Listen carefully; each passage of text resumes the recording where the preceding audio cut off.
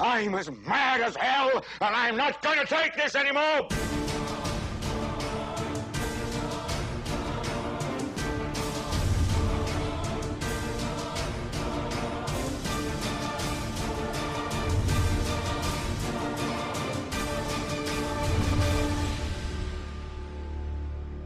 And now the plain truth. As you've seen on our show, the government at times tells you lies. The government needs to be exposed because it cannot be trusted to expose itself. If it's the bad guys, it's those foreign terrorists, then it's okay. It's not like my government would ever do it to me.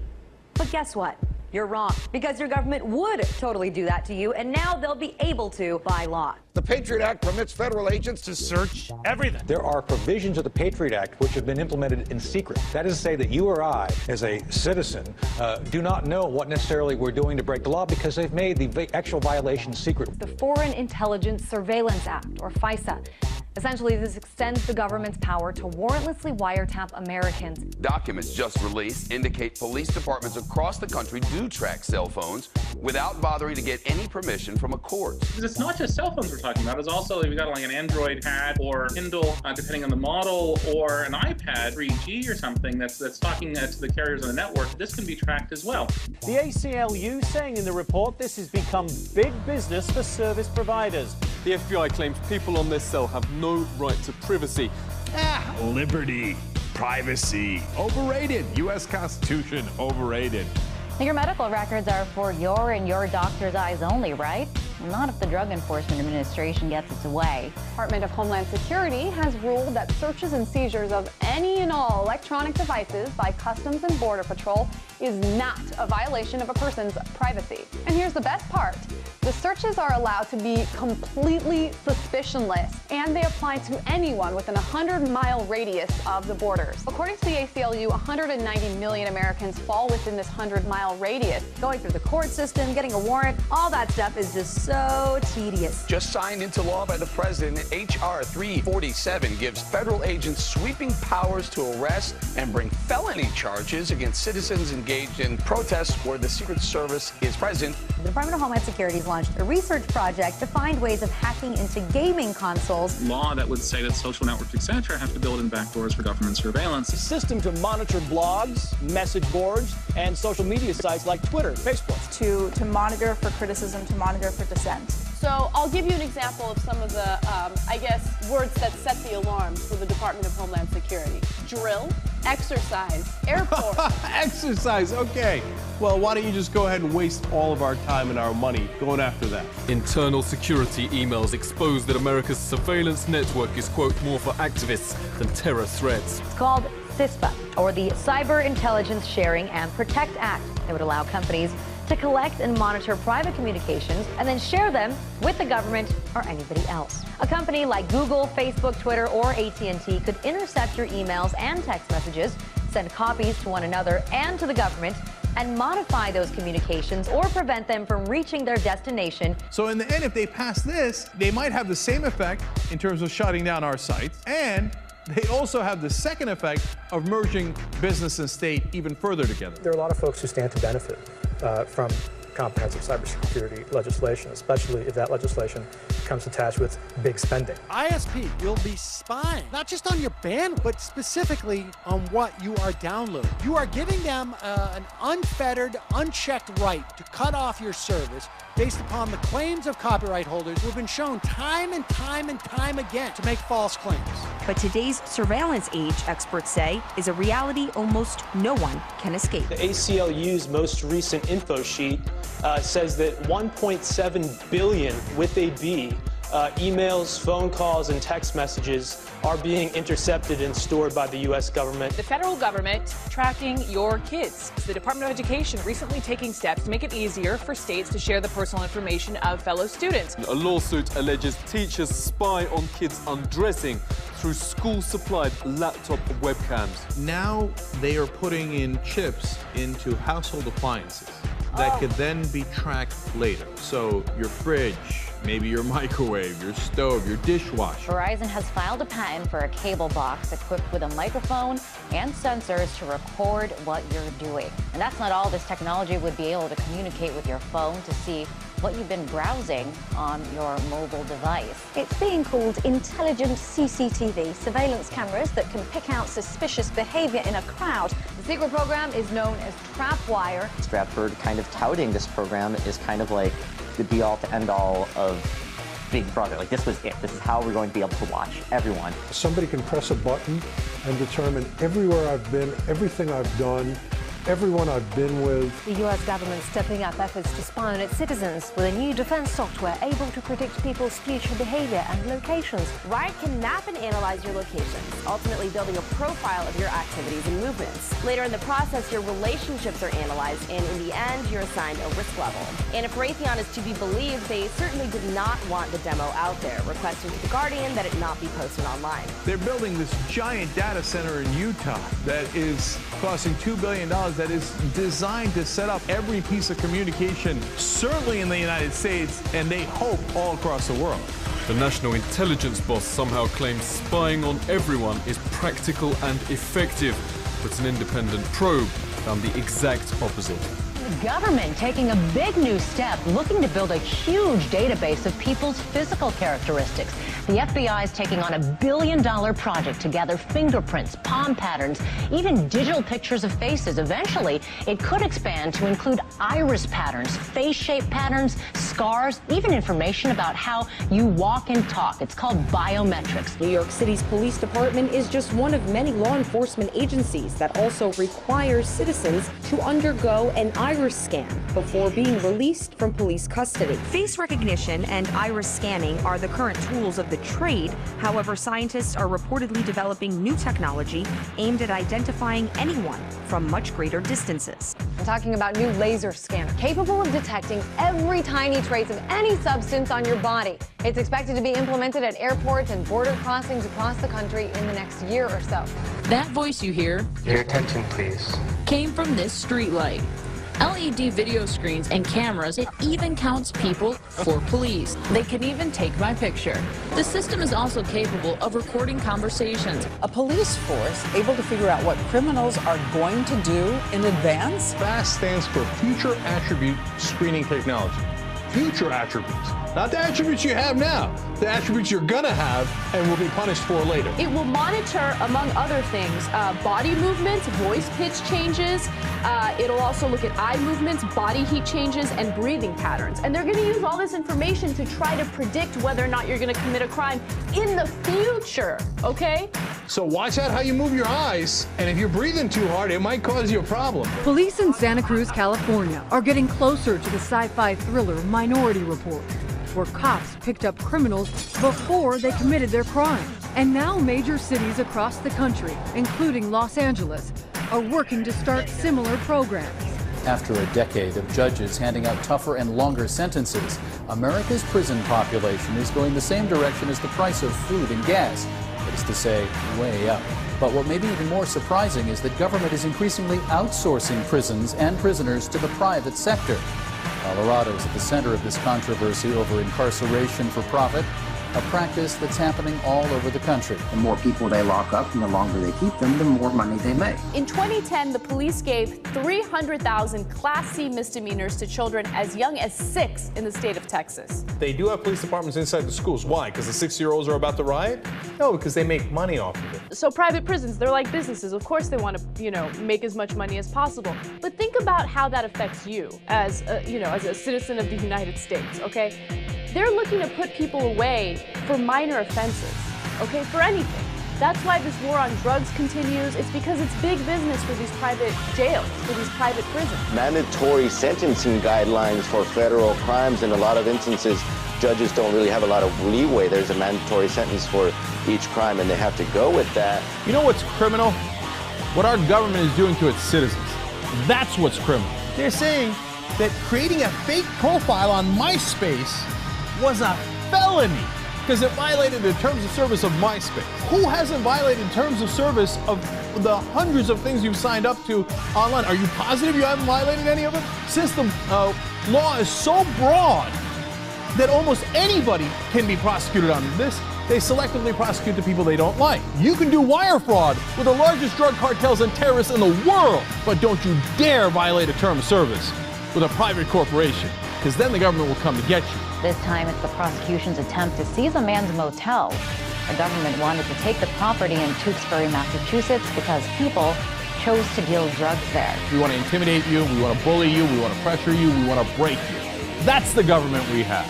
And this is how we become a police state, where we privatize our prisons, and then they buy our politicians, and they have the motivation to arrest us all. The National Defense Authorization Act. It gives the military the power to indefinitely detain American citizens, even those captured here in the United States, suspected, just suspected, not convicted, of some sort of involvement or affiliation with terrorism. So no trial. Prison based solely on suspicion. The small size of MAVs allows them to be hidden in plain sight. Once in place, an MAV can enter a low-powered extended surveillance mode for missions lasting days or weeks. Small size and agile flight will enable MAVs to covertly enter locations inaccessible by traditional means of aerial surveillance. Multiple MAVs, each equipped with small sensors, will work together to survey a large area. Information from these sensors will be combined, providing the swarm of MAVs with a big picture point of view. Individual MAVs may perform direct attack missions and can be equipped with incapacitating chemicals, combustible payloads, or even explosives for precision targeting capability. MAVs will become a vital element in the ever-changing warfighting environment and will help ensure success on the battlefield of the future. Unobtrusive, pervasive, lethal, micro-air vehicles, enhancing the capabilities of the future warfighter. And now it looks like domestic drone use is going to come to an airspace near you. So that means that by September 30th, 2015, drones will be flying in the same airspace as airliners, cargo planes, business jets, and private aircraft, as the Associated Press described it. This has been a very partisan Congress. They can't agree to do anything. And yet, it seems like over the past few months, they've really been hell-bent on taking away Americans' rights. And I don't know why that is. It is stunning how little national debate there is. The thing is, you also have to realize that it's all part of the bigger picture. It's all connected. Who profits from a lack of discussion from these things? That's the key. And we'll never know if the captive media doesn't tell us. The mainstream media should realize, above all, that we have certain laws and standards for a reason in this country. This should be a dinner table conversation. Every American should be asking, should we be spending billions of dollars on these things when people are out of work, when our infrastructure is failing, and when other economies like China are, steaming ahead and we're falling behind? Is this really what we should be spending our money on, spying on our own people? So the fact that they've spent hundreds of millions of dollars just to go after 7 people that are in charge of a foreign website. But the problem is most people don't know, and those who do know don't necessarily care. Goodness gracious, indefinite, preemptive, or endless detention surely doesn't apply to U.S. citizens unless current or future president says so. Don't you worry a bit. If you're not doing anything, you might say, I'm not doing anything, I don't care. Well, should we just throw out the whole Constitution? Should we just run by a new set of rules? We're more than a decade out from 9/11. We've killed Osama bin Laden. We have killed or detained most of his deputies. So the real question becomes, who are we fighting against? As much as we all want the country to be safe, want the authorities to be on top of it, are we really willing to have the government consider each and every one of us a terrorist? Because you see, that's essentially what's happening. I think the average person out there thinks that this is only being used to pursue radical Islam and these terrorist groups, but they don't need a law like this to go after 150 or 200 people. This is being used on tens of thousands, maybe even hundreds of thousands of Americans, where they just go on these fishing expeditions looking for stuff. Some of the things that make you suspicious of terrorism are having food, having more than 7 days of food, missing fingers on your hand, having ammunition, having weatherproofed ammunition, having several guns at your house. That's right. People who pay for small purchases in cash, like coffee or gum, apparently that's a big red flag. Big time. So you should be careful of those that are overly concerned about their privacy. And that is the exact language in the FBI pamphlet. And attempting to shield your computer screen from other patrons, well, that's a sure sign that you're suspicious. The threat comes from what it calls right-wing extremists in this country. The report says people who are opposed to restricting Second Amendment rights to bear arms or who are concerned about illegal immigration and border security could well fall under the Department of Homeland Security definition of an extremist. Homeland Security report that links right-wing extremists with military veterans, supporters of border security, and advocates for gun rights. If you use a cell, a computer, or walk outside, the FBI now considers you a terrorist suspect with no right to privacy. Despite the fact that there's no relation to any terrorist activity or investigation, the government has decided that they want to keep all that data that they have about you anyway, because you never know when you're going to need it somewhere down the line. You're treated as a criminal, and you have to prove yourself innocent. We keep everyone's data. We make the company store everyone's information for the government because anyone might be guilty. It is the complete reverse of what the American justice system is supposed to be. Unless they suspect me of a crime, the police do not need to follow me. That's why they need probable cause. And people say, what do you have to hide? I don't have anything to hide, but the police don't need to follow me if they have no reason to think that I'm in Al-Qaeda. It was actually an undercover agent who posed as an Al-Qaeda operative, provided everything he needed, provided the bomb, provided the transportation, provided the money, and that allowed him to commit this crime. The FBI gets $3 billion from Congress to fight counterterrorism, and the FBI can't spend $3 billion and go back to Congress and say, hey, we spent all your money and we didn't find any terrorists. These sting operations provide a very convenient mechanism for the FBI to show the Congress and the people and the public, hey, we're keeping you safe. Here's a terrorist attack that was thwarted. All of you need to step back from the post-9/11 world of fear and paranoia that allows for the laws to be stretched and bent and decimated. And all of you need to come back to reality. If you are pulled off the street tomorrow and they call you an alien or an undocumented immigrant or an unlawful enemy combatant, exactly how are you going to convince them to give you a court hearing to prove you are not? Do you think this attorney general is going to help you? The Constitution says if the government wants your life or your liberty or your property, it has to articulate to a jury what law you have violated and prove its case beyond a reasonable doubt to that jury. It's called due process. Without due process, the government could take anything it wanted and kill anybody it wanted. This intercept operator's testimony confirms the real target is ordinary Americans. After a few days, he said he didn't want to do it anymore, didn't think it was right, so they got somebody else to do it. There's a lot of intimidation, and people just follow orders. Well, the U.S. Department of Homeland Security, along with the U.S. Immigrations and Customs Enforcement Office, have placed a large and rather interesting order. The Department of Homeland Security buying ammunition, now looking to purchase another 21 million rounds of ammunition.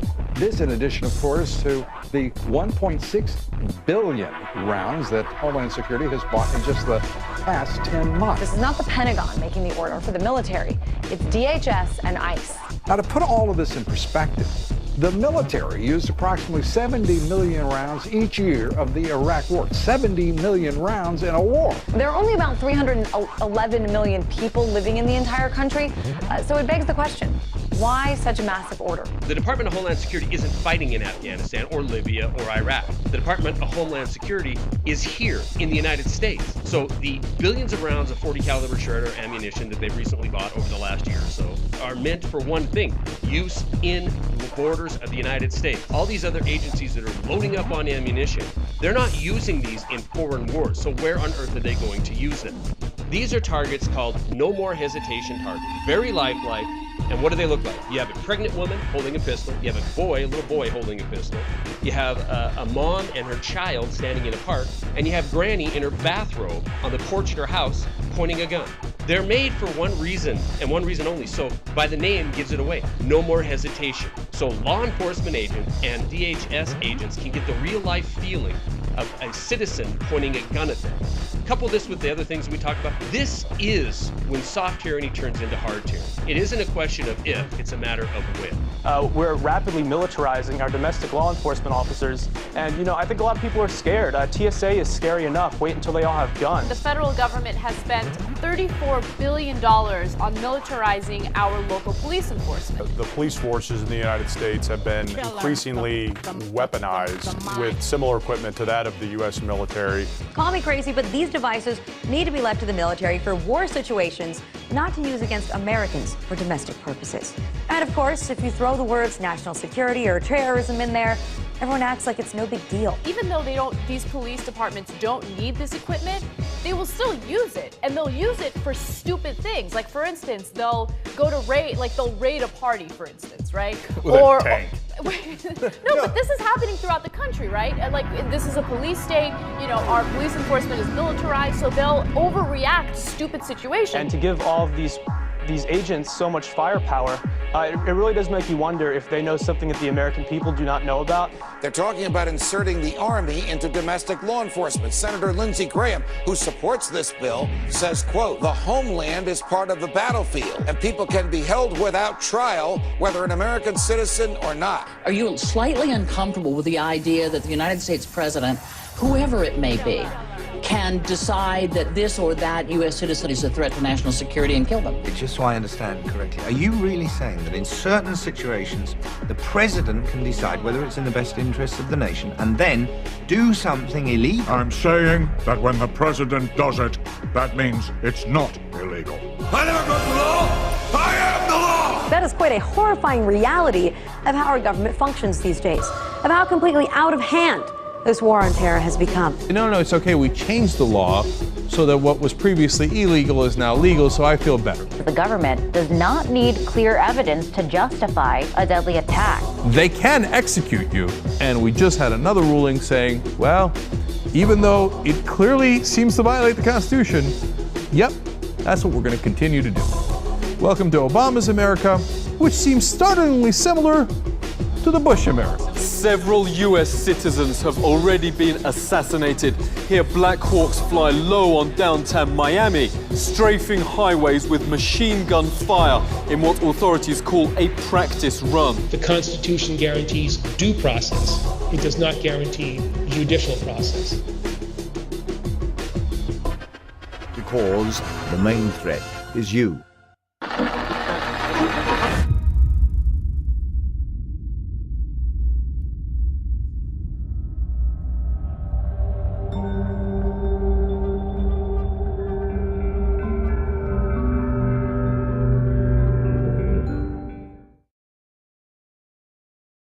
Now more than ever, we need you to act. Our enemies are moving in, and they anticipate us not having the numbers to resist. It is up to you to prove them wrong. Get this message out, and wake up the patriots! I don't need to remind you what would happen should we fail.